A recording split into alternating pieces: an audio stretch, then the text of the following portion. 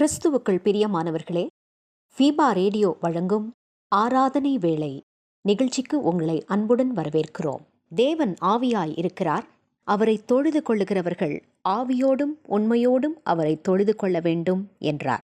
ஆராதனை வேளை நிகழ்ச்சியை நீங்கள் வாரந்தோறும் கேட்டு ஆசீர்வதிக்கப்பட்டு வருகிறீர்கள்.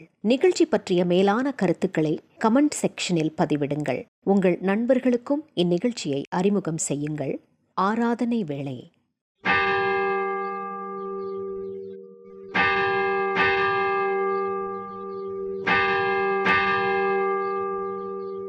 ஆராதனை வேளை.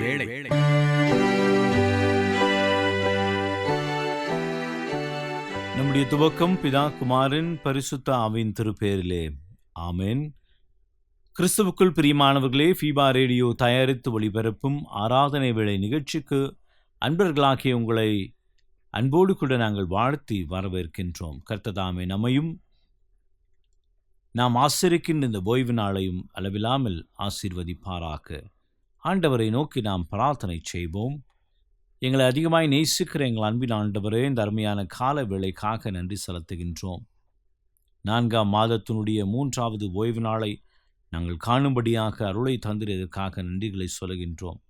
இம்மட்டுமாக எங்களை கண்ணின் மணியைப் போல பாதுகாத்து ஒவ்வொரு நாளையும் எங்கள் வாழ்விலை கூட்டி சேர்த்து எங்கள் தேவைகள் அனைத்தையும் சந்தித்து எங்களை வழிநடத்தி வருகின்ற தயவுக்காக உமக்கு நாங்கள் நன்றிகளை சொல்கின்றோம். ஆண்டவரே, இந்த ஆராதனை வேளை நிகழ்விலே இணைந்திருக்கின்ற உமது பிள்ளைகளை கண்ணோக்கி பாரும்.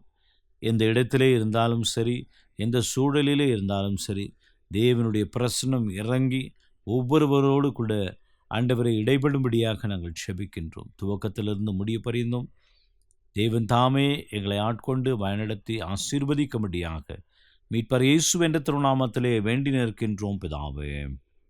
ஆமென். தேவனுடைய நாமத்தை நாம் அனைவருமாக இணைந்து புகழ்ந்து பாடுமனுமாக கிறிஸ்து சபை பாமாலைகளிலே ஆண்டவா பிரசன்னமாகி ஜீவன் ஊதி உயிர்ப்பையும் என்ற பாடலை நாம் இணைந்து பாடுவோம்.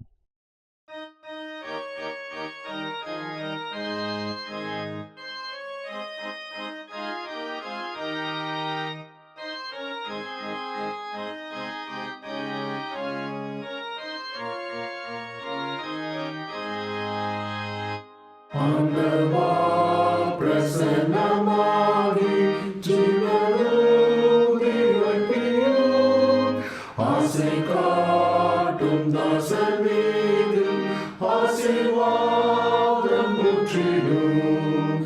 அருள்மாறி எங்கள் பேரில் வருஷிக்க பண்ணுவேன். ஆசையோடு நிற்கிறோமே, ஆசீர்வாதம் ஊற்றுவேன். தேவரீரின் பாதத்தாண்டு அவளோடு கூடினோம். உந்தன் திவ்ய அபிஷேகம் நம்மை நாடி அண்டினோம். அருள்மாறி எங்கள் பேரில் வருஷிக்க பண்ணுவேன். ஆசையோடு நிற்கிறோமே, ஆசீர்வாதம் ஊற்றுவேன். ஆண்டவா உம்மை பக்தர் செய்யும் வேண்டுகோளை கேட்கிறேன். அன்பின் ஜுவாலை எங்கள் நெஞ்சில் என்று மூட்டி நிற்கிறீர். அருள்மாறி எங்கள் பேரில் வருஷிக்க பண்ணுவேன். ஆசையோடு நிற்கிறோமே, ஆசீர்வாதம் ஊற்றுவேன். தாசத்தேனும் அபிஷேகம் இயேசுவே கடாட்சியம். பெந்தெகோஸ்தின் திவ்ய ஈவை தந்து ஆசீர்வதியும். அருள்மாறி எங்கள் பேரில் வருஷிக்க பண்ணுவேன். ஆசையோடு நிற்கிறோமே, ஆசீர்வாதம் ஊற்றுவேன். தேவன் ஆவியாக இருக்கிறார். அவரை தொழுது கொள்கிறவர்கள் ஆவியோடும் உண்மையோடும் அவரை தொழுது கொள்ள வேண்டும். நம்முடைய பிதாவாகிய கடவுளாலும் கர்த்தராகிய இயேசு கிறிஸ்துவினாலும் உங்களுக்கு கிருபையும் சமாதானமும் உண்டாவதாக. இது கர்த்தர் உண்டு பண்ணின நாள், இதிலே களி கூர்ந்து நாம் அனைவரும் மகிழ கடவோம். சற்று நேரம் அமைதியாக இருந்து நம்மை நாமே ஆராய்ந்து பார்ப்போம். நாம் செய்த பாவங்கள், குற்றங்கள், தப்பிதங்களை தேவனுடைய சமூகத்திலே அறிக்கை செய்து பாவ மன்னிப்பின் நிச்சயத்தை பெற்றுக்கொள்ளும்படியாக கர்த்தர் நம்மை அழைக்கின்றார். தன் பாவங்களை மறைக்கிறவர்கள் வாழ்வடை மாட்டார்கள், அதை அறிக்கை செய்து விட்டு விடுகிறவர்களோ இரக்கம் பெறுவார்கள். மனம் திரும்புங்கள், பரலோக ராஜ்யம் சமீபமாக இருக்கின்றது. நம்முடைய பலவீனங்களுக்காக பரிதபிக்க முடியாத பிரதான ஆசாரியர் நமக்கு இல்லாமல், எல்லா விதத்திலும் நம்மை போல் சோதிக்கப்பட்டும் பாவமில்லாமல் இருக்கின்ற பிரதான ஆசாரியரே நமக்கு இருக்கின்றார். பாவத்தை அறிக்கை செய்த நாம் பாவ மன்னிப்பு நிச்சயத்தையும் விசுவாசத்தோடு கூட பெற்றுக்கொள்வோம். சர்வ வல்லமையும் மிகுந்த இரக்கமுள்ள ஆண்டவர் மன்னிப்பையும் பாவ நிவிர்த்தியும் நமக்கு கட்டளையிட்டருளி வாழ்க்கை சீர்படுத்துவதற்கான காலத்தையும் தமது பரிசுத்தாவின் கிருபையும் தேற்றுதலையும் நம் அனைவருக்கும் தந்தருள்வாராக. ஆமீன். ஆண்டவரை துதியுங்கள், ஆண்டவர் நாமம் துதிக்கப்படுவதாக. இந்த நாளுக்குரிய வேத பகுதியை வாசிக்க நாம் கவனமாக கேட்போம். பரிசுத்த யோவான் என்பவர் எழுதின நற்செய்தி நூல் 20ஆம் அதிகாரம் வசனங்கள் 26 29 வரை வாசிக்க நாம் கேட்போம். மறுபடியும் 8 நாளுக்கு பின்பு அவருடைய சீஷர்கள் வீட்டுக்குள்ளே இருந்தார்கள். தோமாவும் அவர்களுடனே கூட இருந்தான்.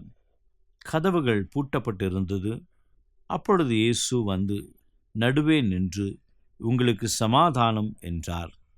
பின்பு அவர் தோமாவை நோக்கி, நீ உன் விரலை இங்கே நீட்டி என் கையை பார், உன் கையை நீட்டி என் விலாவிலே போடு, அவிசுவாசியாயிராமல் விசுவாசியாயிரு என்றார். தோமா அவருக்கு பிரதியுத்தரமாக, என் ஆண்டவரே, என் தேவனே என்றான். அதற்கு இயேசு, தோமாவே, நீ என்னை கண்டதினாலே விசுவாசித்தாய், காணாமல் இருந்தும் விசுவாசிக்கிறவர்கள் பாக்கியவான்கள் என்றார். வாசிக்க வேண்டிய வேத பகுதி வாசித்து ஆயிற்று. தேவனுடைய நாமத்தை நாம் அனைவருமாக இணைந்து புகழ்ந்து பாடுவண்ணமாக பொதுவான பாடல்களில் தூயாதி தூயவரே உமது புகழை நான் பாடுவேன் என்ற பாடலை நாம் இணைந்து பாடுவோம்.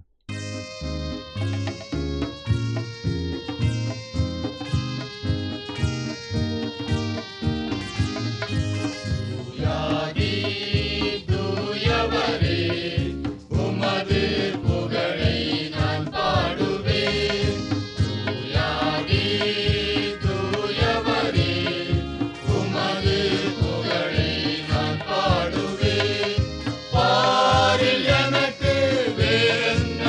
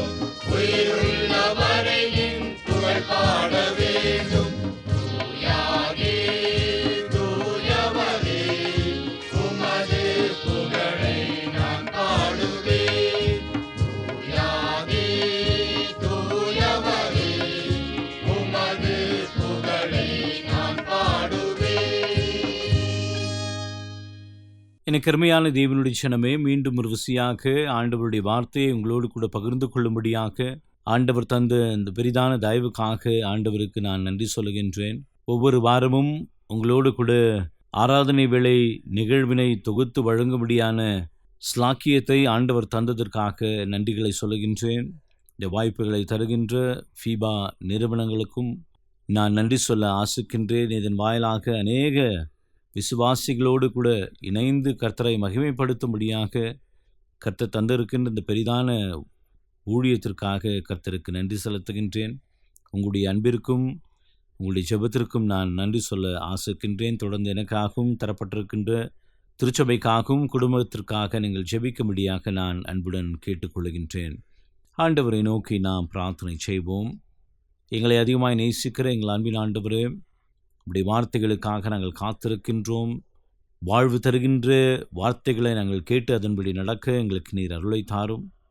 கர்த்ததாமே எங்கள் இருதயத்தையும் சிந்தனையும் திறந்து தூய ஆவியானவர் எங்களை நிரப்பி உடைய வார்த்தைகளை பெற்றுக்கொள்ள அருள் செய்ய வேண்டும் என்று சொல்லி மீட்பர் இயேசுவின் திருநாமத்திலே வேண்டி நிற்கின்றோம் பிதாவே, ஆமென்.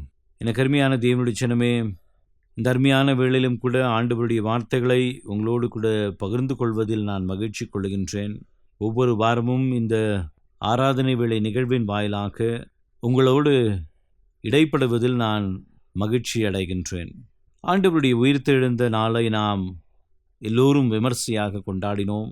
நமக்காக ஆண்டவர் உயிர்த்தெழுந்தார், வாக்குத்தத்தத்தை நிறைவேற்றினார், தம்மை சீஷர்களுக்கும் அநேக மக்களுக்கும் காண்பித்து அவருடைய கண்களுக்கு எதிராக அவர் பரத்திற்கு ஏறி இன்றைக்கும் விசுவாசத்தோடு கூட தம்மை நோக்கி கூப்பிடுகின்ற யாவருக்கும் அவர் பதிலையும் கேட்கின்ற ஆசீர்வாதத்தையும் தருகின்ற ஆண்டவராக இருக்கின்றபடினாலே நாம் ஆண்டவருக்கு நன்றி செலுத்துவோம். உலகத்தின் முடிவு பரிந்தும் சகல நாட்களிலும் நான் உன்னோடு கூட இருப்பேன் என்று சொன்ன கர்த்தர், இதோ இந்த நாள் வரையிலும் கர்த்தர் நம்மை வழிநடத்தி வருகின்றார். அதற்காக நன்றிகளை சொல்லுகின்றோம். அவர் சொன்ன எல்லா வாக்குறுதிகளையும் அவர் சொன்ன எல்லா வார்த்தைகளையும் நிறைவேற்றின ஆண்டவரை நாம் வழிபடுகின்றோம் என்பதை மறந்து விடாமல் இந்த நாளிலே யோவான் எழுதின சுவிசேஷம் 20ஆம் அதிகாரம் 25 29 வரை நாம் வாசிக்கின்ற வேத பகுதியிலே நம் அனைவருக்கும் தெரிந்த சீஷனுடைய வாக்கு மூலத்தை அல்லது விசுவாச வார்த்தையை நாம் பார்க்கின்றோம். ஆண்டவராக இயேசு கிறிஸ்துவனுடைய சீஷர்களிலே தோமா எனப்பட்டவர் மிகவும் முக்கியமான பங்கினை வகிக்கின்றவராகவும் ஆண்டவருடைய ஊழியத்திலே பங்கு கொண்டவராகவும், லாசரு மரிக்கின்ற வேளையிலே அவர் தாமதித்து அந்த இடத்திற்கு போக வேண்டும் என்று சொன்ன பொழுது மற்ற எல்லா சீஷர்களும் தயங்கின வேளையிலே தோமாதான் மற்றவர்களை பார்த்து சொல்கின்றார், நாமும் அவரோடு கூட போவோம், மரித்தாலும் பரவாயில்லை என்று சொல்லி தன்னுடைய அர்ப்பணிப்பை வெளிப்படுத்துகின்ற தோமா ஆண்டவர் அவ்வப்பொழுது சொன்ன அந்த சத்தியத்தை மாத்திரம் மறந்ததை நாம் பார்க்கின்றோம். அந்த சத்தியம் என்னவென்றால், மனுஷகுமாரன் புற ஜாதியாருடைய கைகளிலே ஒப்பு கொடுக்கப்பட்டு பிரதான ஆசாரியர்களினால் தண்டிக்கப்படுவார், அவர்களை கொலை செய்வார்கள், ஆனாலும் 3ஆம் நாளிலே உயிரோடு கூட நான் எழுந்திருப்பேன் என்று அவ்வப்பொழுது இந்த வார்த்தைகளை சீஷர்களுக்கு சொல்லி அவர்களை ஆயத்தம் பண்ணின அந்த வாக்குறுதியை தோமா மறந்ததை இந்த இடத்திலே பார்க்கின்றோம். பல வேளைகளிலே நாம் தோமாவை அவிசுவாசியாக சித்தரிக்கப்படுகின்றார் அல்லது அவிசுவாசியாக அவரை பிரசங்கமும் நாம் அவரை குறித்து சொல்கின்றோம். ஆனால் மறுபுறத்திலே தோமாவினுடைய இந்த வார்த்தைகள் அவருடைய ஆழமான விசுவாசத்தை காண்பிக்கின்றது என்று சொன்னால் மிகையாகாது. ஏதோ மனிதர்கள் வந்து சொல்லுகின்றார்கள், நான் நம்புகின்றேன் என்று அல்லாமல் சுயமாக நானே அதை தெரிந்து கொண்டு அதை உறுதிப்படுத்த வேண்டும் என்கின்ற தன்னுடைய நிலைப்பாட்டினை அவர் வைக்கின்றதை நாம் பார்க்கின்றோம். 3.5 ஆண்டு காலம் எல்லோருமாக இணைந்து ஊழியத்தை செய்கின்றார்கள். ஆனால் இயேசுவை சிலுவையில் அறைந்த பிறகு எல்லோரும் ஓடி ஒளிந்து கொள்கின்றார்கள். பிறகு எல்லோரும் ஒன்றிணைகின்றார்கள். சிலர் ஆண்டவரை கண்டோம் என்று சொல்லுகின்றார்கள், சீஷர்கள் சொல்லுகின்றார்கள், ஸ்திரீகள் சொல்லுகின்றார்கள். ஆனால் தோமா சொல்லுகின்றார், நான் அவருடைய காயங்களை பார்க்க வேண்டும், அவருடைய விழாவிலே ஏற்பட்டிருக்கின்ற காயத்திலே என் விரலை போட்டால் ஒழிய நான் நீங்கள் சொல்வதை விசுவாசிக்க மாட்டேன். எனக்கு அருமையான தேவனுடைய ஜனமே, இதை நாம் பல வேளைகளிலே அவிசுவாசமாக கருதினாலும் ஆழமாய் சென்று உண்மையை தெரிந்து கொள்வதில் எந்த தவறும் இல்லை என்பதை இந்த வாக்கியத்தின் மூலமாகவும் அவருடைய வாழ்க்கையின் மூலமாகவும் நாம் கற்றுக்கொள்ள நாம் அழைக்கப்படுகின்றோம். ஆகவேதான் ஆண்டவராக இயேசு கிறிஸ்து மீண்டுமாக 26ஆம் வசனத்திலே வாசிக்கின்றோம். 8 நாளைக்கு பின்பு அவருடைய சீஷர்கள் வீட்டுக்குள்ளே இருந்தார்கள். தோமா அவர்களோடு கூட இருந்தான். கதவுகள் பூட்டப்பட்டிருந்தது. அப்பொழுது இயேசு வந்து நடுவே நின்று உங்களுக்கு சமாதானம் என்கின்றார். கதவுகள் பூட்டப்பட்டிருக்கின்றது என்று சொன்னால் பயம், தங்களுக்கு என்ன நேரிடுமோ என்று பயத்தை குறிக்கின்ற காரியத்தை நாம் இந்த இடத்திலே பார்க்கின்றோம். ஆனால் இயேசு வந்து நின்று சொல்லுகின்ற முதலாவது வார்த்தையே உங்களுக்கு சமாதானம், நீங்கள் கலங்க வேண்டாம், நீங்கள் பயப்பட வேண்டாம். யோவான் எழுதின சுவிசேஷம் 14ஆம் அதிகாரம் 1ஆம் வசனத்திலே பார்க்கின்றோம். உங்கள் இருதயம் கலங்காதிருப்பதாக, தேவனிடத்தில் விசுவாசமாயிருங்கள், என்னிடத்திலே விசுவாசமாயிருங்கள் என்று சொன்ன அதே ஆண்டவர் தான் ஒவ்வொரு முறை தம்முடைய சீஷர்களை சந்திக்கின்ற பொழுது முதலாவதாக அவர்களை பார்த்து சொல்லுகின்ற வார்த்தை உங்களுக்கு சமாதானம் உண்டாவதாக. நீங்கள் கலங்க வேண்டாம், நீங்கள் பயப்பட வேண்டாம், உங்கள் எதிர்காலத்தை குறித்து கவலை கொள்ள வேண்டாம், காரணம் நான் உங்களோடு கூட இருக்கின்றேன் என்று சொல்லி 27ஆம் வசனத்தை நீங்கள் பார்க்கின்ற பொழுது, பிறகு அவர் தோமாவை நோக்கி, உன் விரலை இங்கே நீட்டி என் கைகளை பார், உன் கையை நீட்டி என் விலாவிலே போடு, அவ்விசுவாசியாய் இராமல் விசுவாசியாய் இரு என்றார். அநேக வேளைகளிலே நாம் இந்த கடைசி பகுதியை தான் எடுத்துக்கொள்கின்றோம். அவ்விசுவாசியாய் இராமல் விசுவாசியாய் இரு. எனக்கு அருமையானவர்களே, எந்த மனிதர்களும் எல்லா துறைகளிலும் சிறந்தவர்கள் அல்ல. ஏதாவது ஒரு துறைகளிலே நாம் தோய்ந்தவர்களாக காணப்படுகின்றோம். ஆகவேதான் ஆண்டவர் சொல்லுகின்றார், நல்ல போதகரே என்று அவரை அழைக்கின்ற பொழுது அவர் சொல்லுகின்றார், நீர் என்னை நல்லவன் என்று அழைப்பானேன், பிதா ஒருவரை தவிர நல்லவர்கள் கிடையாது. ஆகவே நாம் எல்லோருமே சில பல காரியங்களிலே விழுந்து போகின்ற மக்களாகவும், விசுவாசம் இல்லாத இருக்கின்ற மக்களாகவும், நம்பிக்கையற்ற மக்களாகவும் வாழ்கின்ற சூழலிலே ஆண்டவர் இப்படிப்பட்ட வார்த்தையை சொல்லி, இப்படிப்பட்ட உதாரணங்களை சொல்லி நம்மை ஊக்கப்படுத்துகின்றதை நாம் பார்க்கின்றோம். 28ஆம் வசனத்தை நீங்கள் பார்க்கின்ற பொழுது அதற்கு தோமா எந்த விதமான விளக்கத்தை அளிக்கவில்லை. மாறாக தன்னுடைய தவறினை உள்ளவாறே ஏற்றுக்கொள்ளுகின்றதை நாம் பார்க்கின்றோம். இது எத்தனை பேர் இதை செய்யக்கூடும் என்பதை நாம் புரிந்து கொள்ள வேண்டும். ஒருவேளை நாம் அந்த இடத்திலே இருந்திருப்போம் என்று சொன்னால், இல்லை ஆண்டவரே, இந்த காரியத்திற்காக அல்லது இந்த காரணத்திற்காக நான் இப்படியாக கேள்விகளை கேட்டேனே அன்றி எனக்கு விசுவாசம் இல்லை என்பது அல்ல என்று சொல்லி நம்முடைய நிலைப்பாட்டினை நாம் எடுத்து சொல்லியிருப்போம். ஆனால் தோமா இந்த இடத்திலே சொல்லுகின்றார், என் ஆண்டவரே, என் தேவனே. இந்த 2 வார்த்தைகளிலே தன்னுடைய முழு தவறையும் அவர் உண்மையாக உள்ளமாற எடுத்து காண்பிக்கின்றதை நாம் இந்த வசனத்தின் வாயிலாக புரிந்து கொள்ள நேரிடுகின்றது. என் ஆண்டவரே, என் தேவனே, நான் பிழை செய்துவிட்டேன், நான் தவறு செய்துவிட்டேன், என்னை மன்னியும் என்று சொல்லி தன்னுடைய பாவத்தின் அறிக்கையை செய்கின்றதை நாம் பார்க்கின்றோம். ஆகவேதான் ஆண்டவர் சொல்லுகின்றார், தோமாவே, நீ என்னை கண்டதினாலே விசுவாசித்தாய், காணாமல் இருந்தும் விசுவாசிக்கிறவர்கள் பாக்கியவான்கள். இந்த வார்த்தைகளை எல்லாவற்றையும் அவர் தன்னுடைய ஊழிய பயணத்திற்காக ஏற்றுக்கொண்டார். இந்த பகுதிதான் கடைசியாக தோமா இப்படிப்பட்ட கேள்விகளை கேட்டார் என்று நாம் பார்க்கின்றோம். அதற்கு பிறகு பெந்தேகோஸ்து நாள் வருகின்றது. பெந்தேகோஸ்து நாளிலே எல்லோரும் பரிசுத்த ஆவியினாலே நிரப்பப்படுகின்றார்கள். நிரப்பப்பட்ட எல்லா சீஷர்களும் வெவ்வேறு இடங்களுக்கு சென்று ஆண்டவருடைய ஊழியத்தை அறிவிக்கின்றார்கள், ஆண்டவருடைய நற்செய்தியை அறிவிக்கின்றார்கள், இயேசு உயிரோடு கூட இருக்கின்றார் என்பதை அறிவிக்கின்றார்கள்.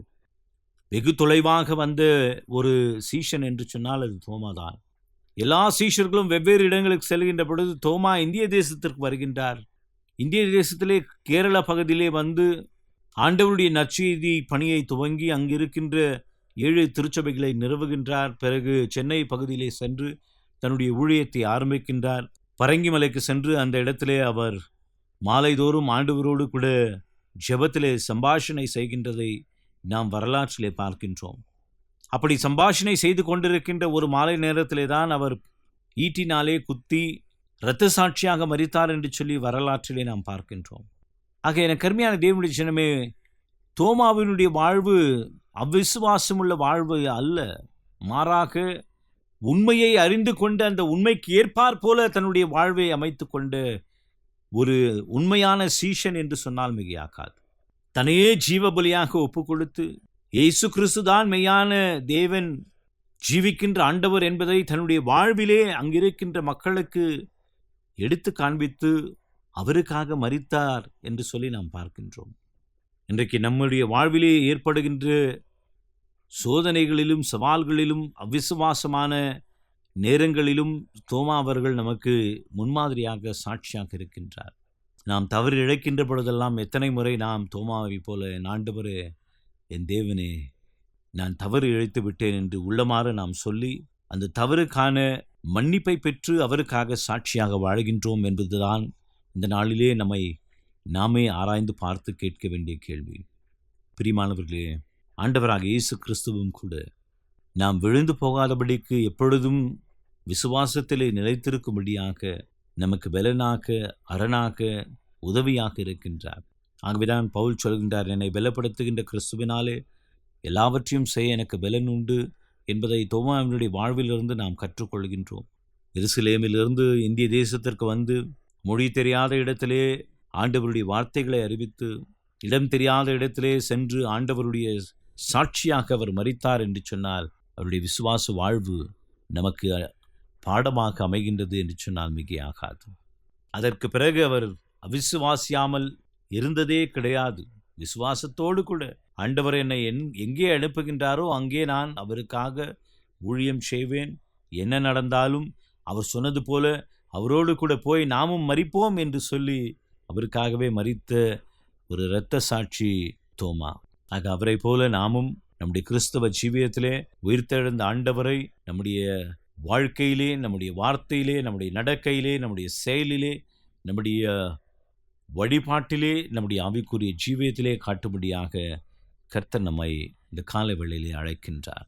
சாட்சியாக மாறுவோமா? ஆண்டவருக்காக உறுதியாய் நிற்போமா? ஆண்டவருக்காக சாட்சி பகிர்வோமா?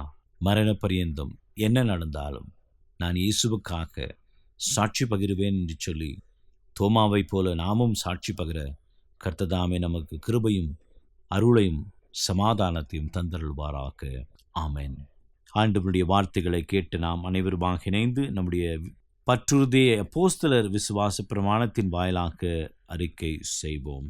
வானத்தையும் பூமியையும் படைத்த சர்வ வல்லமையுள்ள பிதாவாகிய தேவனை விசுவாசிக்கிறேன். அவருடைய ஒரே குமாரனாகிய நம்முடைய நாதர் இயேசு கிறிஸ்துவையும் விசுவாசிக்கிறேன். அவர் பரிசுத்த ஆவியினாலே கன்னி மரியாளிடத்தில் உற்பவித்து பிறந்தார். பொந்தியு பிலாத்துவின் காலத்தில் பாடுபட்டு சிலுவையில் அறையுண்டு மரித்து அடக்கம் பண்ணப்பட்டு பாதாளத்தில் இறங்கினார். மூன்றாம் நாள் மரித்தோரிடத்திலிருந்து எழுந்தருளினார். பரமண்டலத்துக்கு ஏறி சர்வ வல்லமையுள்ள பிதாவாகிய தேவனுடைய வலது பாசத்திலே வீற்றிருக்கிறார். அவ்விடத்திலிருந்து உயிருள்ளோரையும் மரித்தோரையும் நியாயம் தீர்க்க வருவார். பரிசுத்த ஆவியையும் விசுவாசிக்கிறேன். பொதுவாயிருக்கிற பரிசுத்த சபையும் பரிசுத்தவான்களுடைய ஐக்கியமும் பாவ மன்னிப்பும் சரீர உயிர்த்தெழுதலும் நித்திய ஜீவனும் உண்டென்று விசுவாசிக்கிறேன். ஆமென். இந்த வாரத்திற்குரிய வாக்குத்தத்த வசனத்தை நாம் பெற்றுக்கொள்வோம். தாமதிக்கிறார் என்று சிலர் எண்ணுகிறபடி கர்த்தர் தம்முடைய வாக்கு தத்தத்தை குறித்து தாமதமாய் இராமல் ஒருவரும் கெட்டு போகாமல் எல்லோரும் மனம் திரும்ப வேண்டும் என்று விரும்பி நம்மேல் நீடிய பொறுமை உள்ளவராயிருக்கிறார். 2 பேதுரு 3:9 ஆண்டவருடைய நாமத்தை புகழ்ந்து பாடுமனமாக கிறிஸ்து சபை பாமாலைகளிலே நீரோடே மான் வாஞ்சித்து என்ற பாடலை நாம் இணைந்து பாடுவோம்.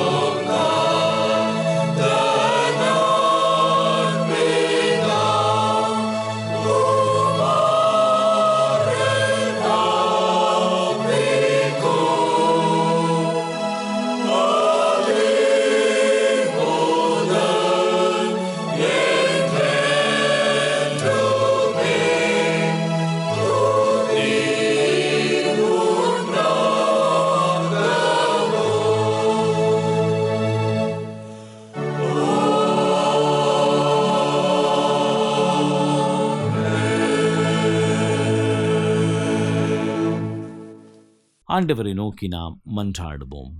நேற்றும் இன்றும் என்றும் மாறாத எங்கள் அன்பின் ஆண்டவரே, தர்மையான காலை வேளைக்காக நாங்கள் உமக்கு நன்றி செலுத்துகின்றோம்.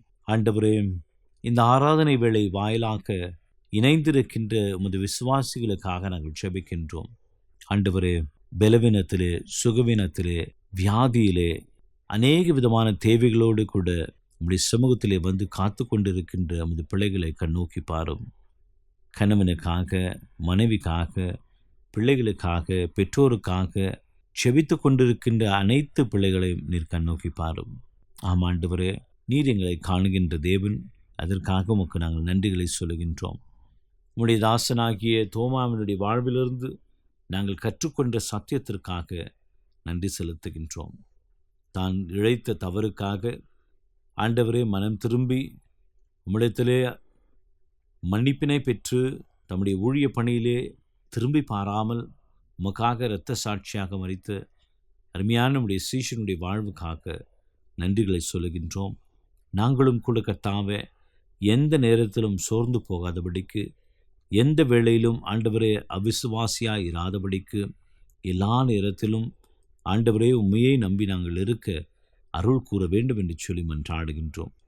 வியாதியில் இருக்கின்றவர்களுக்கு விடுதலையும், பலவீனத்தில் இருக்கின்றவர்களுக்கு புது பலத்தையும், தேவையில் உள்ளவர்களுக்கு அவருடைய எல்லா தேவைகள் சந்திக்கப்பட அருள் தர வேண்டும் என்று சொல்லி நாங்கள் மன்றாடுகின்றோம். வருத்தப்பட்டு பாரம் சுமக்கிறவர்களே, நீங்கள் எல்லோரும் என்னிடத்தில் வாருங்கள், நான் உங்களுக்கு இளைப்பாறுதல் தருவேன் என்று சொன்ன கர்த்தர் இவருடைய எல்லா தேவைகளையும் சந்தித்து அவருடைய துக்கங்கள் எல்லாவற்றையும் சந்தோஷமாய் மாற்றி அவளை ஆசீர்வதிக்கும்படியாக நாங்கள் ஜெபிக்கின்றோம். நீர் சொல்லாகும், நீர் கட்டளையிட நிற்கும். நீர் அப்படியே செய்ய போவதற்காக நன்றி. எந்த இடத்தெல்லாம் இந்த வார்த்தைகள் இப்பொழுது ஒலித்து கொண்டிருக்கின்றதோ அந்த இடத்திலெல்லாம் ஒரு பெரிய மாற்றங்கள் ஏற்பட்டு கொண்டிருப்பதற்காக நன்றிகளை சொல்கின்றோம். தொடர்ந்து ஆசீர்வதியும், காத்தருளும். மீட்பர் இயேசுவின் திருநாமத்திலே வேண்டி நிற்கின்றோம் பிதாவே, ஆமென். ஆண்டவர் நமக்கு சொல்லித்தந்த கர்த்தருடைய ஜெபத்தை ஒன்றாக நாம் ஏறெடுப்போம். பரமண்டலங்களில் இருக்கிற எங்கள் பிதாவே, உம்முடைய நாமம் பரிசுத்தப்படுவதாக, உம்முடைய ராஜ்யம் வருவதாக, உம்முடைய சித்தம் பரமண்டலங்களில் செய்யப்படுகிறது போல பூமியிலேயும் செய்யப்படுவதாக. அன்றன்றுள்ள அப்பத்தை இன்று தாரும். எங்களுக்கு விரோதமாய் குற்றம் செய்கிறவர்களுக்கு நாங்கள் மன்னிக்கிறது போல எங்கள் குற்றங்களை எங்களுக்கு மன்னியும். எங்களை சோதனைக்குள் பிரவேசிக்க பண்ணாமல் தீமையிலிருந்து எங்களை ரட்சித்துக் கொள்ளும். ராஜ்யமும் வல்லமையும் மகிமையும் என்றென்றைக்கும் உடையவைகளே. ஆமென். ஆண்டவரின் ஆசீர்வாதத்தை விசுவாசத்தோடு கூட நாம் பெற்றுக்கொள்வோம். தந்தையின் அன்பும் மைந்தனின் அருளும் தூயாவின் கூட்டுறவும் நல்வரவும் நம் அனைவரோடும், நம்முடைய எல்லா தேவைகளுடனும், நம்முடைய ஆவிக்குரிய ஜீவியத்துடனும், நம்முடைய குடும்பத்துடனும் இன்றும் என்றும் சதா காலங்களிலும் தங்கி நிலைத்து இருப்பதாக. ஆமென்.